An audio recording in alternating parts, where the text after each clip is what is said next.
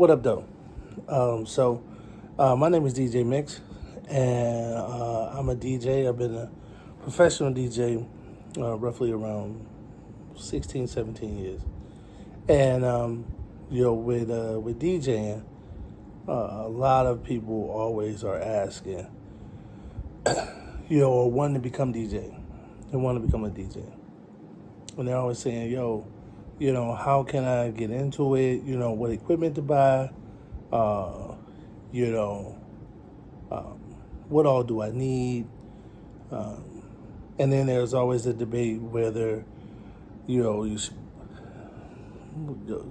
buy a controller or should you, now the thing is, should you buy a controller where you don't use a laptop, you use like a little thumb drive or whatever like that. It's the authenticity of it. um, so I say, you know what? I'm gonna start making little YouTube videos, and I'm gonna talk about some of the things that I have experienced in the business for the past 17 years, um, how I got started, um, uh, pitfalls, how much money you can make. First thing, in my opinion, this is just in my opinion, um, to be a good DJ, you have to be a lover of music. Now, if you're not a lover of music, then I feel that um, you won't have the same drive for it when um, you're not getting to the money. All right. There's going to be your start time where you start and you roll in and you buy your first piece of equipment and you're excited and you're practicing and, things like that, right? But then you also get to a point where you kind of like level off, right? But if you got a love for the music and you are excited about, whatever genre of music you want to play, you want to practice. You want to get better. So outside of even practicing, I said that you have to have a serious, serious love for music, because that's the basis. You're a person that plays music, and if you can do it for a living, then now it's not a job. It's like the best thing in the world. But if you don't have a love for music and you're just doing it to try to get a bag, it's gonna get very repetitive, especially when you start to roll in and you just start doing parties and people want to hear the same thing over and over and over and over again.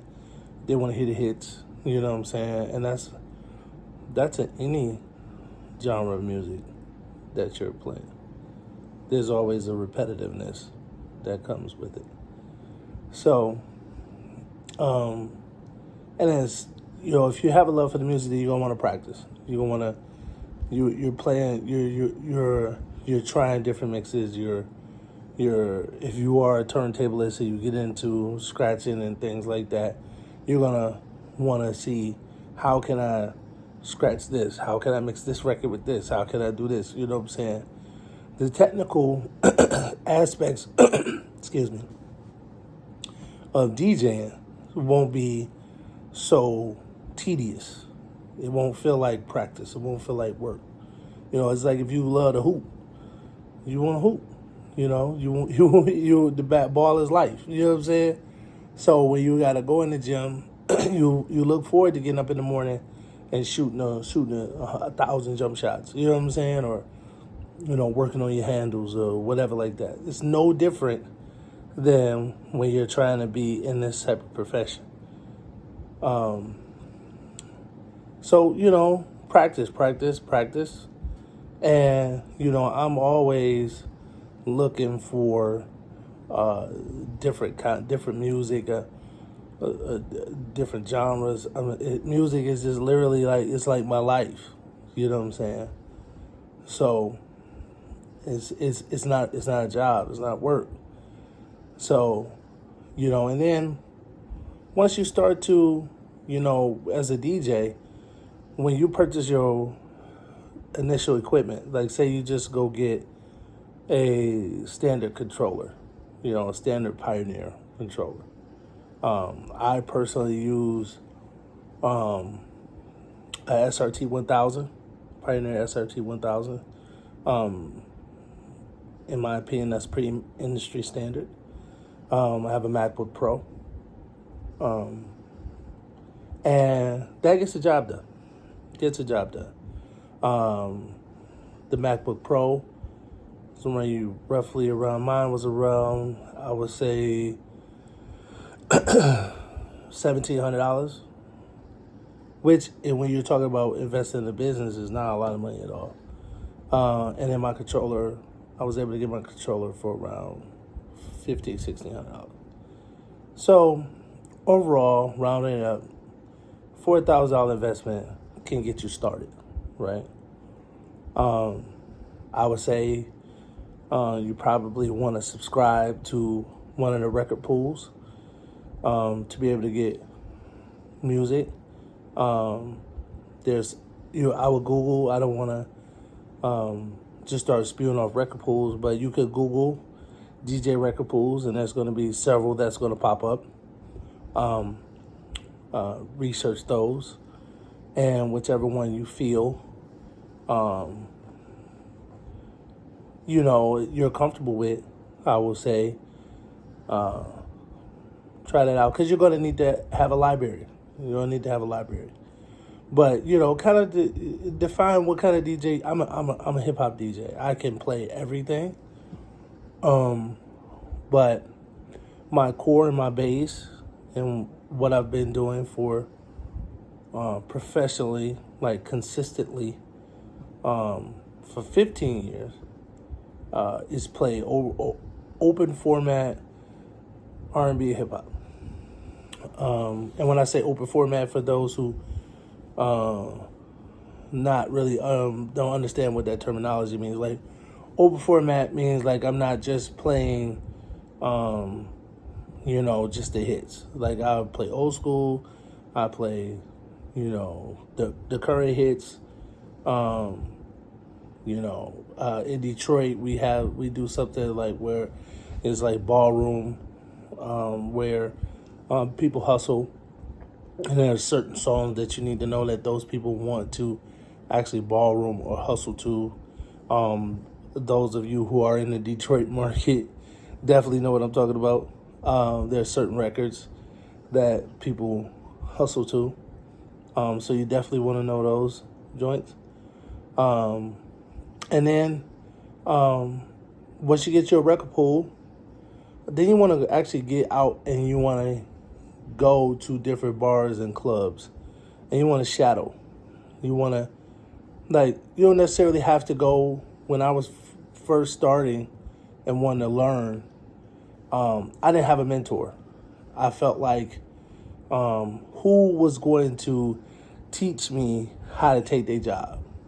Not saying that I thought I was going to be that cold. So don't think it's any like arrogance or anything. I was humble in regards to why would anybody want to teach me how to do something that could possibly take money out of their mouth, or if I get good enough, I could potentially take their job. You know what I'm saying? Because I may market different. I may be bad. I may end up being better. You know what I'm saying? So I never reached out to any DJs in my market to ask them to teach me how to DJ. What I did is I would go to different bars, clubs, and I would sit in the back, or I sit off in the side, I sit at the bar, and I'll listen. How they mix things, how to transition, what they played, specifically what they played, and I'll look at the crowd's reaction. And I'm like, oh, okay. this dude that did 2 hours and they going crazy, or this dude did 2 hours, they ain't doing nothing. That's one way I feel like is a respectful way to learn and shadow other DJs without having to come up and be like, hey, what up, though? I'm the new DJ such and such. You should let me get on. This is a professional establishment, typically, that you're at. You're not at somebody's backyard, basement, house party. If you're at a major nightclub, especially if you're in any downtown. So there's a level of professionalism that has to be there. And you being a rookie, you should never, ever come up to a DJ and ask them, in my opinion, this is just my opinion, let me get on, let me get a couple songs. What are those couple songs gonna do? You know what I'm saying? Because if you go in there and it's 11 o'clock and you start playing the hits, you're all wrong. You know what I'm saying? There's a build up to that. You know what I'm saying? There's a build up to the songs that should be played at a certain time. And that's for a later video. I'll talk about etiquette in some future videos. I'll talk about being an opening DJ. I plan on definitely getting into pay. There's always the thing of how much should I charge? Of course, your starting rate isn't going to be what a tenured DJ's rate would be, but I feel like you should never be cheap. And what I mean by cheap is, so if you got to do a 4-hour set, I don't think that any DJ should be, especially if you're bringing out like sound equipment, which is typically some of the things that you're going to have to do if you're not in any club. You're going to need speakers, and I'll go over that. I'll go over what speakers you should buy. When I talked about equipment, and as far as just like your controller, your computer, that's just starting so you can practice. But when you get to doing mobile gigs, or you get booked for, like say you get booked for your cousin like, hey man, you DJ and I come to my house. You're gonna need some professional speakers to play on. And go to any of your local DJ equipment stores or Guitar Center or anywhere like that. And in my opinion, I would start inexpensive. I would ask them, what is your starter DJ, starter kit, like your starter speaker package. What's your starter PA system? It would be the correct terminology. Like, what is your starter PA system? And you want to get something powered, so that way you don't have to like have, you want to get something powered. And as you become more tenured, you can get more technical and get passive and, be able to run a rack system and all that. But those are things that we could talk about in, later videos. But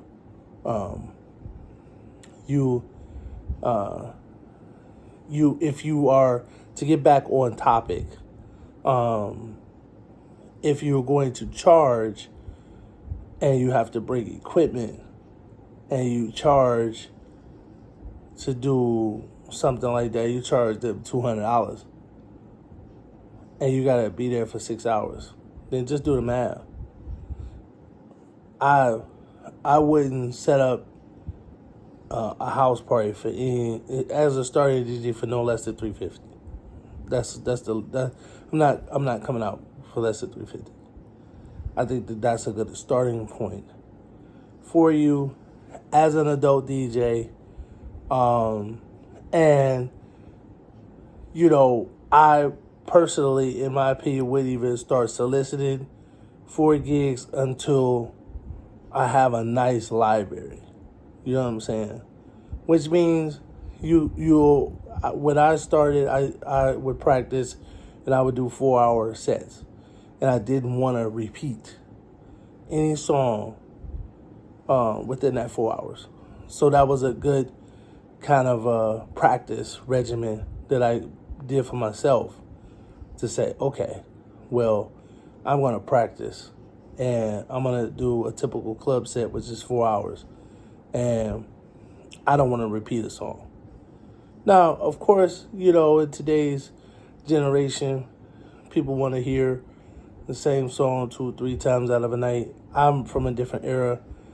But I think that is a good practice to say, I want to see if I can do a 4-hour set without having to repeat a song.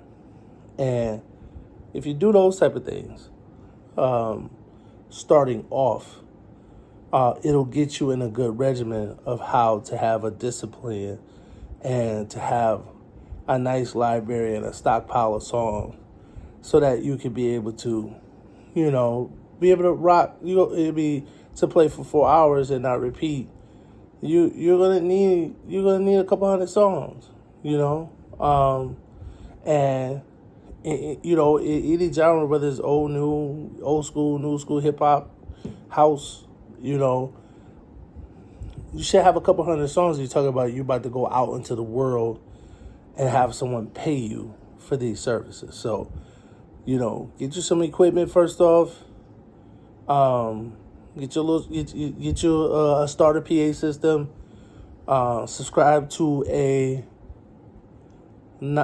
decent record pool, a solid, reputable record pool, so you can be able to build your library. And with the record pool, you have access to all of these songs, so you don't have to pay them. It's not like iTunes or anything like that where you got to pay song by song by song by song. You know what I'm saying? And then I know some people, they like to rip songs off YouTube or whatever like that.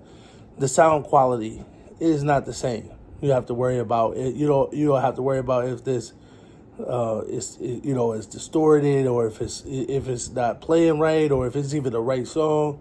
This is you with a reputable record pool. That song is that song. I've had times where I done downloaded something from somewhere I wasn't supposed to, and I go to play the song. I didn't even check it. I'm like, all right, I got it. This is just I'm being honest with you, moving fast or whatever like that. And I done got to the venue or got to the place, played the song, the 8th song.